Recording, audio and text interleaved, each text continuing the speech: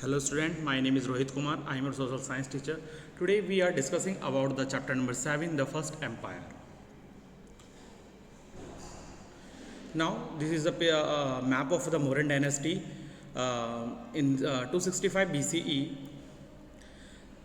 The beginning in 326 BC, Alexander, the ruler of the Macedonia, attacked the northern Western India and defeated the several republican states. Through he wanted to cross the Indus, continue and eastward in the North India heartland. His army was led by the powerful army of the Nanda dynasty. So Alexander appointed governors in India to look after the territories he had conquered and left for the Greece. And now the next is Chandragupta Maurya, and Chandragupta Maurya the successful was a founder of Mauryan dynasty and uh, and the first emperor of the unify the most of the India under the one administration. He is credited with the saving country from the maladministrations and and freeing it from the foreigner domain. And he later fasted to death in the sorrow for his famine stricken people. And the next is Bindusara.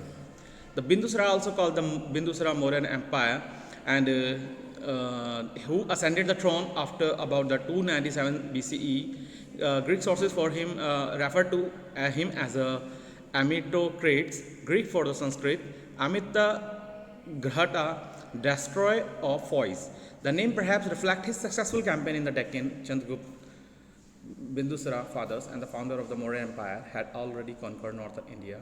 Bindusara campaign stopped close to what is today Karnataka, probably because of the territories of the extremist south, and such those of the Cholas, Pandyas, Cheras had good relation with the Mauryas. And after the Bindusara death, his sons engaged in war of succession, from which Ashoka emerged victorious after several years of conflicts.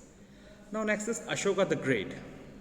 Ashoka the Great was the third Mauryan Empire, an emperor of the Magad in the Indian subcontinent, and during the 268 to 232 BC, his empire covered a large part of India's subcontinent and the present day Afghanistan in the west and to the present day Bangladesh in the east.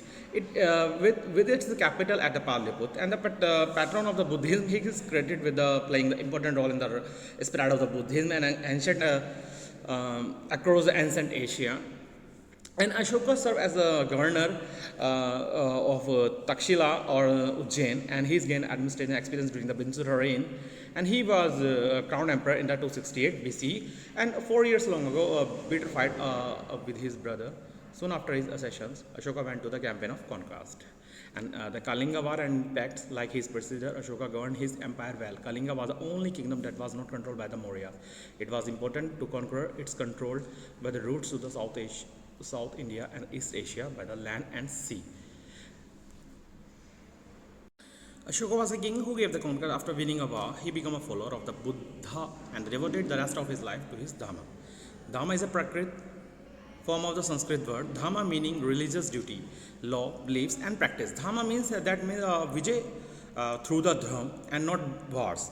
Became his goal. Ashoka Dhamma, though inspired by the Buddhism and essential ideas on the society and the governance, and he spoke directly to his people through his edicts. Ashoka encouraged his subject to be a non-violent, tolerant, respectful towards other religious beliefs. Now, the policy of Dhamma was meant to bring the people of his empire together and inculcate in them as a spirit of the tolerance, non-violence, respect for each other. And Ashoka edict. Now,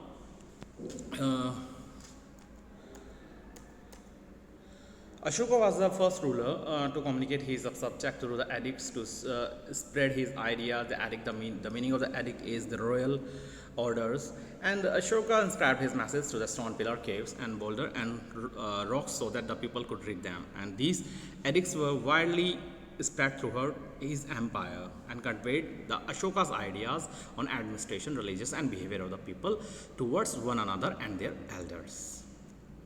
Now next is the Mauryan Empire. The Mauryan administration was well defined And most of our knowledge about the Mauryan administration is derived from the Megasthenes, Indica, and the Chanakyas. Arsas. The Megasthenes was sent by Seleucus Nictor as the Greek ambassador of the court of the Chandragupta Maurya, and he wrote his experience in the book named as called Indica. And the Mauryan administration was founded on the guidelines fact of the good governance based on Chanakya's Arshas. The king held supreme power and he took important decisions only after consulting his minister Mantri Parishad. Now, the reason for decline of the Mauryan Empire is the Ashoka's death, and the Mauryan Empire disintegrated mainly because of the successor of the Ashoka was very weak. That means they are not capable to fight anymore because they are the follower of Buddhism and they could not efficiently manage the huge expenditure on the armed economic crisis that might have existed. Now, this is all about the Mauryan Empire and the Ashoka administration. Thank you.